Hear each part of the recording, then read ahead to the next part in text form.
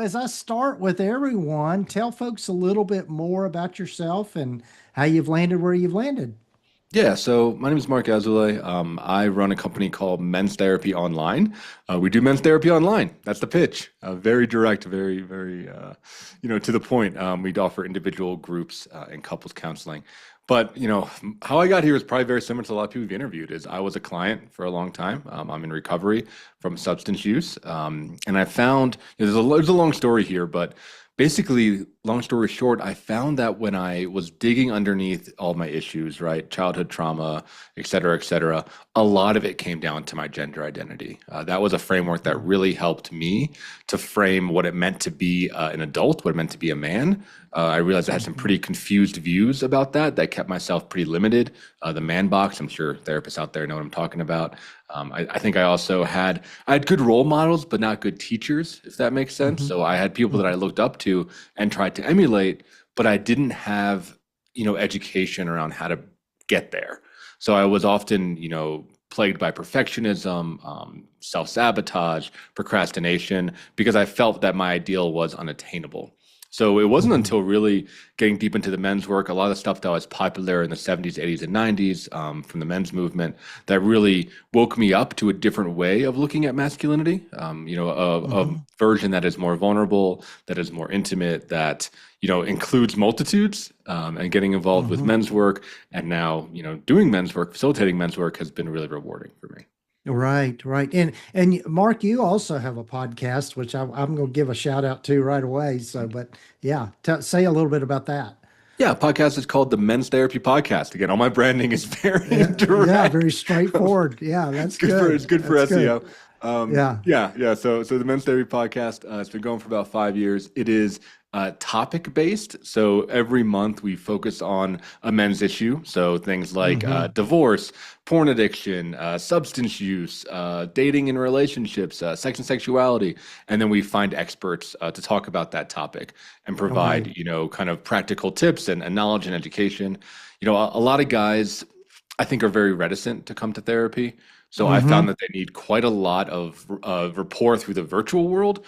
And if we talk about, business to weave it in, right? I think having different channels where you can build rapport is really Hmm. critical. So I've had guys that have been listening to my show for 2 years that then finally give me a call and join one of my groups or decide to work with us Right, individually. So we give away a lot of our information for free. Through the right, podcast, we right. also have a free Slack channel, which is like a chat room that guys can join. So we're trying to create more accessible channels for guys to get access good mental health content. Sure, sure. Yeah, and yeah, the thing as you've already alluded to, is that in our field as therapists, I don't know what percentage of therapists are actually male. Do you know? I mean, it's It's very around low. 10%. It's around 10%. Yeah, Yeah. right, right. And so I think with a lot of the people in the audience out there, they might find working with men intimidating and Mhm. find it, yeah, just something that they are uncomfortable with. But, you know, I'm sure there's lots of directions we can go here. But where do you feel like is kind of the starting point in working with men? And I'm sure it all has to do with the different issues and that sort of thing. Yeah, so I think there's kind of a tagline that I use when I talk about this that maybe can anchor our conversation in the beginning, which is, and I gotta, do the kind of disclaimer, right? I'm gonna talk about men and Hmm. women, gender is not tied to sex, right? I'm just gonna be using kind of Hmm. heteronormative terms just for simplicity of the Sure, show. sure. But if Yeah, people want to talk about more, edge cases and LGBTQ, I do work with queer men and they can always email me and I can have that conversation with them. sure, So always sure. got to get that out of Uh-huh. the way. But Yeah. yes, the kind of the phrase that I use is that in therapy, women need safety, but men need respect. And I think our education, especially the modern therapy education, call it the past 30, 40 years, has been built around building safety, which is not inherently a bad thing. But when Mm-hmm. you tell a man that therapy is a safe space, he immediately is going to cringe. He doesn't, we don't really know what that means in a lot of ways. Mm-hmm. Mm-hmm. And also, a lot of men, being that we come from a privileged class, right? Like, we are the safest people on planet Earth. So, safety isn't really what we're attracted to. What we're attracted Mm-hmm. to is respect. And Mm-hmm. modern therapy education doesn't teach therapists how to build respect from their clients. And what I mean, kind of specifically, and we can dive into more tips here, that looks Mm-hmm. like challenging your client, right? Calling them out. That looks like self-disclosing, right? Showing that you have been through something yourself and that you've overcome a difficult challenge, maybe something similar to what they've Hmm. overcome. That looks like, helping them make real world change. So taking on more of actually a coaching framework, giving advice, So those three things are counter to what modern therapy training is. When a guy comes to therapy and his pain is just being validated and he's feeling safe and safe and safe and he's like, oh, that's so hard, that's so hard. A lot of guys leave therapy because we do want answers, we do want solutions, we do want to Hmm. get better. We're looking for an expert, whether that be from an academic standpoint or an experiential standpoint, to help us get better in our lives, and we want results. And I think modern therapy, the way it's taught, it's very slow. And most men Hmm. don't have the patience or frankly, the emotional tolerance, if you want to put it from that framework, to sit in Right. ambivalence for too long. Right, right. I found, like you, I work with a lot of men, and I think it just comes with the territory being a male therapist. Mhm. But I think you're very correct in saying I think some self-disclosure goes a long way, and also I think normalizing for men what they're experiencing. That just for them to understand, okay, this is not this what you're going through is tough, but a lot of people go through this, and so there's that kind of solidarity piece, I think, to it as well. Totally. Yeah. I mean, so many men are isolated, right? I mean, you had the Hmm. Surgeon General's thing in 2017 where they said that there's an epidemic of isolation that was mainly around men and specifically around actually white privileged men is what they were Right, studying. right. Is that Hmm. there's a massive loneliness epidemic where guys are living in echo chambers. And I think Hmm. to this, idea of patriarchy, where patriarchy affects both men and women, is from the male lens, we're not allowed to be messy in many ways. Hmm. We're not allowed to suck at something. I think once you reach a certain age, call that 25 to, I don't know, 32, most men are expected to be competent at basically everything, at every category, right? Financially, career, sexually, relationships, fitness, right? We're supposed to be just crushing it on all fronts. But most guys, most humans are lagging behind on a couple of those. But as Hmm. men, we hide that. We hide those deficiencies because oftentimes the culture doesn't have room to accept those. There's a lot of shame Hmm. saying, hey, I'm not that good at this. Hey, I don't really have my finances figured out. Hey, I'm not sexually competent. Hey, I'm not relationally competent. I don't know how to handle a conflict with my partner or my spouse. So I think that Hmm. normalization that you're talking about, we do it mainly through men's groups. I think men's groups are awesome. But individual therapy is also great of like, hey, it's okay to be behind on these things. And this is the most important part, right? Back to the respect piece. And I'm going to help you get better at it, right? Yeah. It's not about accepting that you're behind. That might be a step as Hmm. long as that step makes, helps you get better. I think a lot of Yeah. men don't want to be victims and they feel like therapy can often make them feel victimized where it's like, oh, just accept all your flaws. Whereas I think as guys, we're like, okay, I can accept my flaws, but I want to get rid of them though. Like All I right. want to train. I want to grow. I want to learn. I want to Right. get better. I don't want to just be a victim.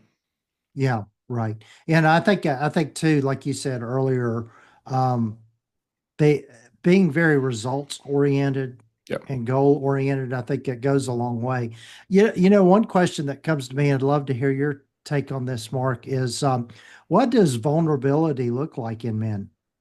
Oh yeah, so this is actually a really good topic because it's talked a lot about online, right, and like social media and TikTok.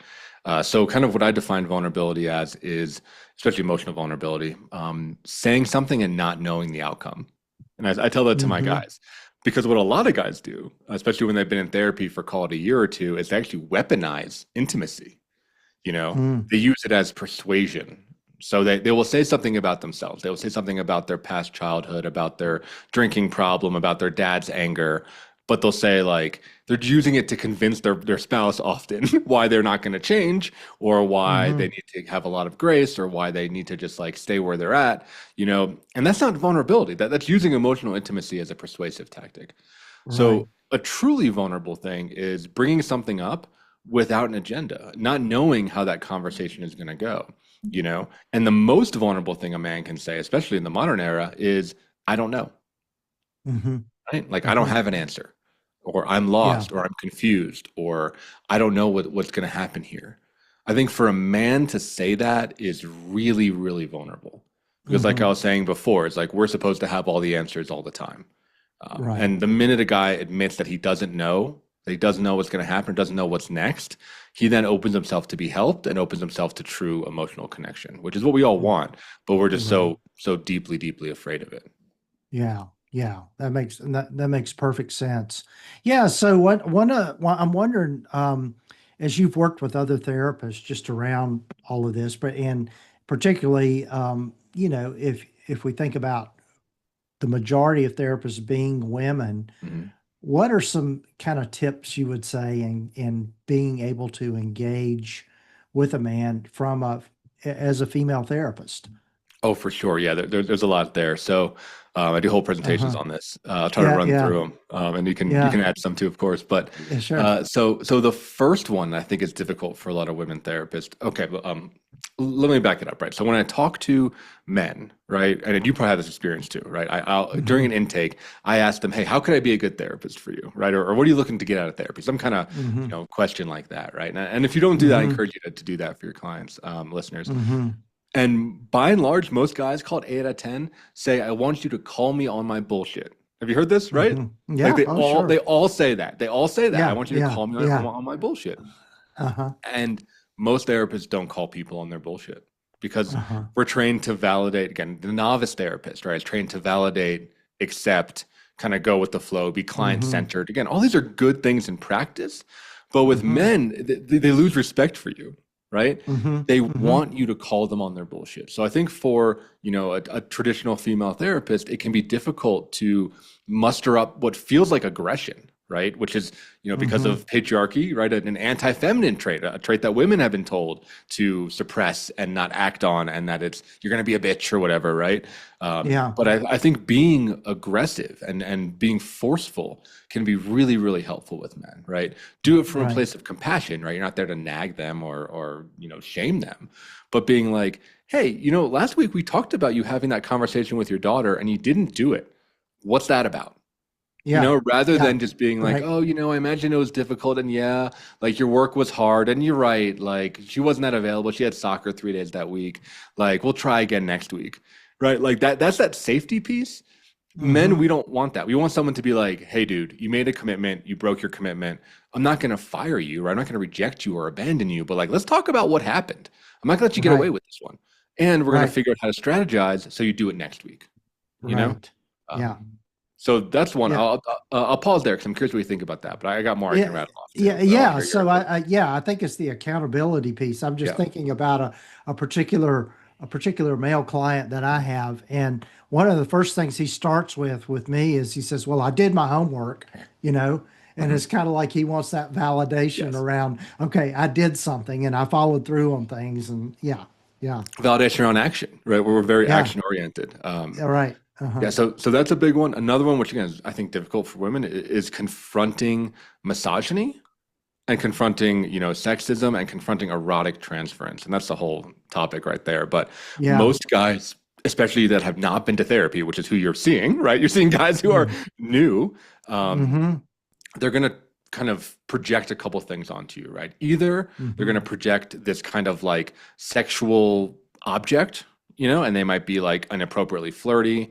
They might be trying to impress you. They might be hiding, shitty parts of themselves because they want to appear, desirable in your eyes, right?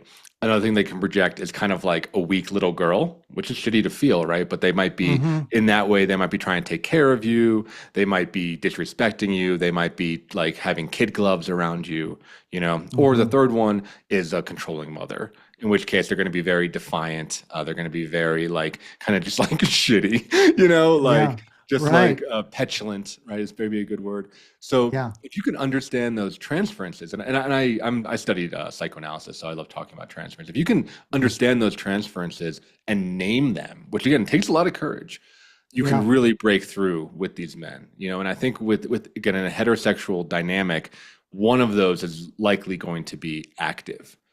So mm-hmm, the work of the therapist is not to fall into those traps, not to play it up, but to name it as it's coming, because it often comes from misogyny root. I think Right. most men, me included, right, have a version, have a thread of misogyny in us. We were raised with it. We try, the ones that are trying to work on it, we try to soften it and temper it at times. But it's there. It's, just how everyone's like a Sure. little bit racist in a way, right? So Yeah. being able Right. to name that, call that out, and work with that is going to be really critical because if they're doing that to you, and oftentimes men come to therapy for relationship issues, they're probably doing that with their female partners in the world. But those people Yeah. are not telling them what's happening, right? They're just leaving. So Right. as a therapist, you can actually dig into some of these shitty dynamics and not leave, right? Actually work through it Right. with this person and maybe help them see a blind spot where they do think women are inferior or something, right? Or that they can't handle their emotions or whatever it is, right? I see that come Hmm. up a lot in the male-female dynamic in the therapy room.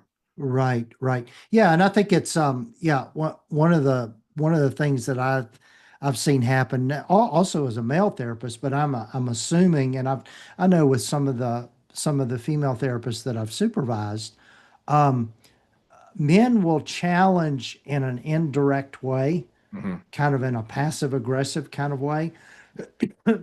And I think, excuse me, and I think the purpose of it is to kind of see, can you handle me? Yes. Yes. And so they'll drop a bomb of some kind, maybe some sort of big trauma, and go into graphic detail. And they're just looking for, what's the reaction? Are they going to handle this? Or are they going to freak out before they can really feel like, okay, I can trust this person? 100%, 100%, right? And like Hmm. just a thread on that, if a guy's coming to you, it's because he can't handle himself.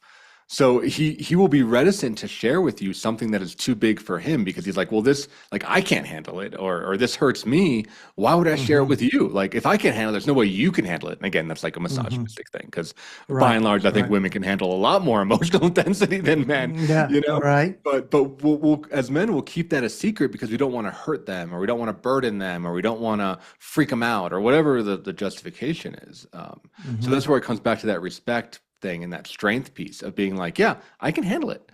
Like you mentioned self-disclosure. Hey, I've handled stuff similar in my life. You know, having really key tools of like, okay, here's the problem. Let's pull out our toolkit. I can work with this thing. I know exactly what to apply to the situation. Feeling competent and feeling confident. You know, Hmm. that's what a guy wants to see. Is he wants to see strength and grounding when he shares his trauma, not empathy, right? Which again is very different Yes. than how Yes. therapists are Uh-huh. trained. Like Right. I've Right. had, I've worked with female supervisees where the guy shares his big story and the woman, was saying, hey, I was so touched, I started crying. I started, crying in the session and feeling for him. Hmm. To a man, especially a man that is not emotionally intelligent, he sees that as weakness, which again is Right. messed Right. up. It's wrong. But in that Uh-huh. moment, he sees that as a failure, right? As, Yeah. oh, this really hurt her, or this is too heavy for her, right? Yeah. What the Right. guy wants is like clinical precision, right? Just being like, like, Right. like a doctor, like, okay, you have cancer. Here's your options. Here's how we work through it. You can pick A, B, C, or D, right? If you pick Hmm. E, you're gonna die, right? So like Right. having like a clear level head is more what I think men are looking for in therapy. And kind of R- in that they hear, hey, what you're doing is like, it's not a huge deal and I know how to handle it, right? It's confidence. Right. Right. And I think that's especially true. And this might be, being a little stereotypical, but in the work I've done with veterans, I think that's Yeah. so important, because they're carrying, a lot of them, particularly if they've been in harm's way and in action, they're carrying a lot of really deep, heavy stuff. And one reason that a lot of them come to therapy is they don't know how to disclose any of that Mhm. without feeling judged, or feel like they're going to do more harm to somebody by sharing all of that. And so being able to kind of convey that in a very direct way, I think, is so important. Yeah, absolutely. I mean, a key difference, and I can use that example as a way to illustrate it, is I Mhm. think by and large, as men, we first see emotions as obstacles, and then through Mhm. therapy, we can see them as information. Whereas I think most women Mhm. see emotions as first chaos and then as an experience, right? As something to actually enjoy and experience and live in, right? Mhm. So when a guy is sharing an emotion or sharing something and you as a female therapist get emotional, he's like, oh no, now I have to take care of her, right? He is Yes. immediately out of his Yes. own experience. He's out of his own emotions. He sees as an obstacle that needs to get handled, right? Emotions need to get, you got to handle Hmm. your emotions, right? Right. And Right. then he's taking care of you. And again, that comes often from a misogynistic place of thinking that you can't handle yourself, whatever, right? But Hmm. he moves into that mode. And then there's a part of him, especially if he has an avoidant attachment of like, okay, well, I'm never going to share anything of that level of intensity again because now I have to deal with all this, right? I have to deal with this extra emotional problem in the room, right? Right. And then Right. through Yeah. therapy, the idea is to see them not as emotions, but as information. Still not as experience. I think most guys, we prefer to be just either peaceful or happy, right? Like I don't think Hmm. we want to Hmm. live in our emotions in the same way that typically feminine individuals do. But we want to see them as information of like, okay, I got upset here, or I got afraid here, or I felt shame here. What does that mean I need to do next? Again, it's more action oriented, right? Like this is a Yes. data source that I can take in, integrate, and then act on, which is just a Right. very different way of experiencing emotions. Yeah. Yeah. It's this is fascinating. I love the way that you're framing this. I don't know that I've thought about these things, but the way you're framing it is just makes so much more sense than just thinking about the action oriented. I know in the work that I do with couples, one of the common kind of, and again, this is being very stereotypical with gender roles and that sort of thing. So, but what a lot of times happens is that um, uh, the the female will present a problem or present some sort of thing that's going on. And it might be that they're just wanting to vent, they just want to express what it's like for them. And where there's conflict is that the man will typically launch into solutions for that Yes. problem. Yes. And so then there's this conflict around, well, you don't hear me, you don't understand, and it feels like criticism coming from the man, but really all he's attempting to do is solve the problem for the woman. And so again, that's again, I'm recognizing that's a bit misogynistic as I'm saying all of that, just that cultural thing. Yeah. But that's But yeah, that is the that's one of the pattern. things that yeah, That yeah. is the pattern, right? And to use Hmm. that framework, right? It's like, yeah, the woman is sharing the emotional experience of her day, right? And what Hmm. she wants is she wants the man to join her in that emotional experience. Like you said, not Uh-huh. fix it, not solve it, not do anything. Just be with her. Just join her on this Yeah. emotional journey that she went through because she loves her man and she wants him to be there, all the time, right? So, hey, Uh-huh. that's the way she can try to like invite him into her world. Hmm. Guys, we don't see that at all, right? We're like, if there are emotions, there is a problem because emotions are Right. obstacles, right? Right. So, like, if Right. you're emotional about something, something went wrong. So, like, Hmm. because I love you, right? As a man talking to the woman, because I love you, I'm going to help you be less emotional because I Hmm. like it when I'm less emotional and I'm more level-headed and I can just do my day. So, I'm going to help you be Right. less emotional. And yeah, that Yeah. common thing happens all the time. All And right. I think, the which is probably tried at this point, but the kind of the intervention is teaching the guy to ask, do you want Hmm. solutions or do you want me just to listen? Right. Hmm. And teaching the woman to be okay with that ask. I think when Hmm. we talk a lot about what men need to change, but there's also kind of the shadow side of femininity where a lot of female identified individuals like they think that guys should just know all these rules. Or they think that Hmm. because we need to be overt about something, explicit, like, hey, do you want advice or do you want me to listen? It kind of cheapens it, right? It makes it less Hmm. romantic or less magical or less natural or less real, right? I think there's some conditioning there. So like Hmm. both people need to move towards the center of like the man needs to ask and the woman needs to be okay that if he asks, it doesn't mean that he doesn't care or that he doesn't know what to do, right? It's that he's trying to communicate with you. And it is, I think Right. it's really two Right. different languages and we're trying to figure out a bridge between those two languages. Right. Right. Yeah. Oh boy, this is fascinating stuff. And to maybe switch gears a little bit, in your work with other therapists, what Yeah. what sort of things do you find that people are needing the most help with? Yeah. So as therapists, I think Yeah. the big thing that I find, and we'll focus more on women therapists because we're kind of Hmm. chatting about them. Um, I think it's really finding a voice, which again is I think the work of women now in modern culture, right? Is to find your voice and Hmm. be unique and be okay being unique, right? And knowing that you might get haters, you might get negative criticism, especially if you're posting online, you're going to get negative people first because the internet sucks. But what I see with a lot of women therapists that are struggling to make it in private practice is that they're too general. They haven't taken enough risks. And if you go to a directory like Psychology Today, right, and you plug in your zip code, and you what you're going to see, and you made this point earlier, you're going to see basically like white women aged like 35 to 55. And if you Hmm. scroll through, if you imagine you're a client, they all look the same. And if you click on their profiles, all of the profiles read the same. If you click on their websites, all their websites are the same.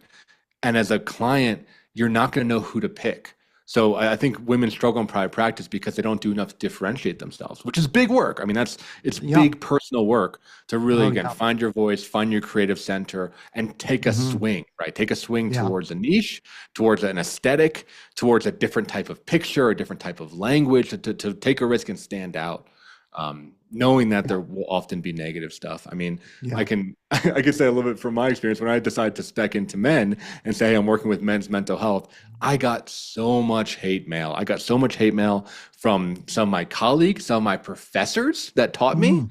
right? Some random people online, right? Saying like, you're misogynist. What about women? Are you like saying you're not going to work with half the population? You know, Uh-huh. um, and what I would say is like, look, I'm not anti-women. I'm just working towards men. And I have a wonderful, robust referral network of wonderful therapists that specialize in women's issues.